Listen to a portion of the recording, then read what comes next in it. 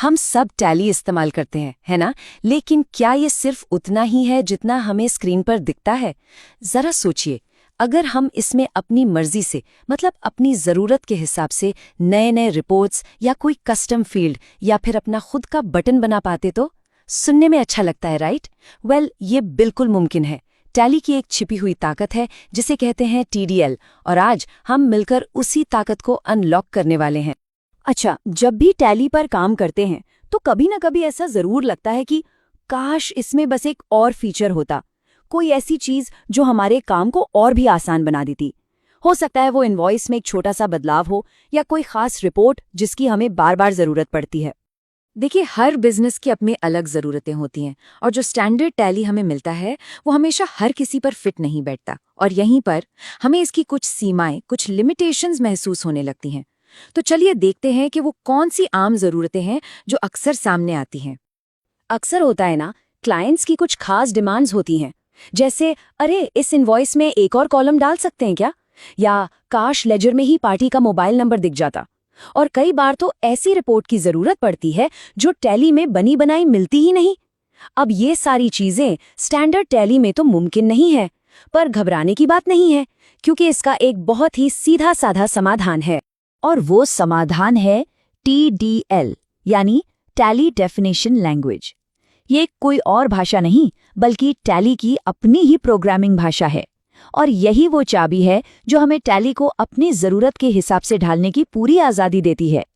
सच कहूं तो यही टैली की असली ताकत को अनलॉक करती है। तो टैली डेफिनेशन लैंग्वेज या TDL असल में है क्या? ये टैली के अंदर ही बनी एक पावरफुल प्रोग्रामिंग भाषा है।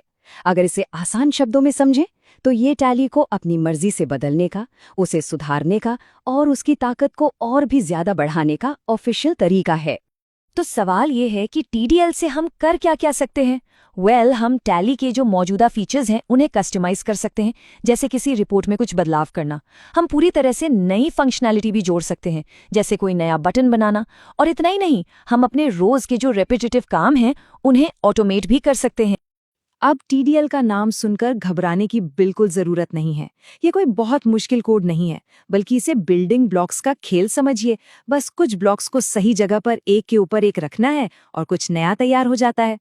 TDL का हर हिस्सा, हर ब्लॉक इसी एक सिंपल से फॉर्मेट पर काम करता है। सबसे पहले एक डेफिनेशन होती है, उसका टाइप और नाम, और उसके नीचे उसकी प्रॉपर्टी और वैल्यू। बस इतना ही सिंपल है ये।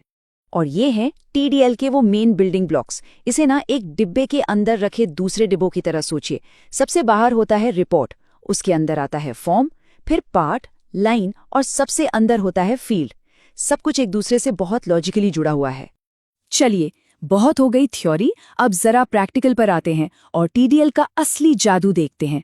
एक छोटे से सिंपल से उदाहरण से समझते हैं कि ये टैली में असल में क्या बदलाव ला सकता है। देखिए, बाईं तरफ है स्टैंडर्ड टैली लेजर स्क्रीन, जिसे हम सब रोज देखते हैं। और अब दाईं तरफ देखिए, TDL की मदद से हमने इसमें एक नया और बहुत जरूरी फील्ड जोड़ दिया है, मोबाइल नंबर। है ना कमाल? एक छोटा सा बदलाव भी हमारे काम को कितना आसान बना सकता है। और ये जो जादू हुआ है ना, वो इस छोटे से कोड की वजह से हुआ है। अब इसको देखकर घबराना बिल्कुल नहीं है। ये देखने में जितना टेक्निकल लगता है उतना है नहीं। हमने बस टैली को ये बताया कि देखो, जो लेजर बेसिक वाला हिस्सा है उसमें आखिर में एक नई लाइन जोड़ दो जिसका नाम है मोबाइल लाइन। TDL असल में ऐसे ही छोटे छोटे सिंपल इंस्ट्रक्शंस पर काम करता है। तो इस कोड को टैली में चलाएं कैसे? प्रोसेस बहुत ही आसान है। सबसे पहले फाइल को .tdl एक्सटेंशन के साथ सेव करें, फिर टैली में F1 दबाइए और TDLs एंड एड-ऑन्स में जाइए। वहां से अपनी फाइल लोड कर दीजिए। बस हो गया। टैली जैसे ही रीलोड होगा, नया फीचर एक्टिव हो जाए। ये तो सिर्फ एक छोटी सी झलक थी। TDL से क्या क्या हो सकता है उसकी संभावनाएं बहुत बड़ी हैं, लेकिन हाँ, कुछ सावधानियां रखना भी जरूरी है। तो चलिए जरा आगे के पॉसिबिलिटीज पर एक नजर डालते हैं। जरा कल्पना कीजिए, Alt+M दबाते ही आपकी कस्टम रिपोर्ट खुल जाए। TDL से आप ऐसे शॉर्टकट वाले बटन बना सकते हैं। इतना ही नहीं, आप पूरी तरह से नई ऑटोमेटेड रिपोर्ट्स या अपनी जरूरत के हिसाब से बिल्कुल यूनिक डेटा एंट्री स्क्रीन भी डिजाइन कर सकते हैं। संभावनाएं सच में एंडलेस हैं।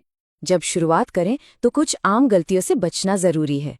जैसे कि डेफिनेशन में स्पेलिंग की गलती या ब्लॉक्स का ऑर्डर गलत कर देना। कई बार लोग टीडीएल लोड करने के बाद टैली को रीलोड करना भूल जाते हैं। इन छोटी छोटी बातों का ध्यान रखेंगे तो टीडीएल बहुत आसान हो जाएगा। तो टीडीएल की ताकत अब हमारे हाथ में है। अब सोचने वाली बात यह है कि टैली में वो कौन सा एक छोटा सा बदलाव है जो हमारे काम करने के तरीके को हमेशा के लिए बदल सकता है।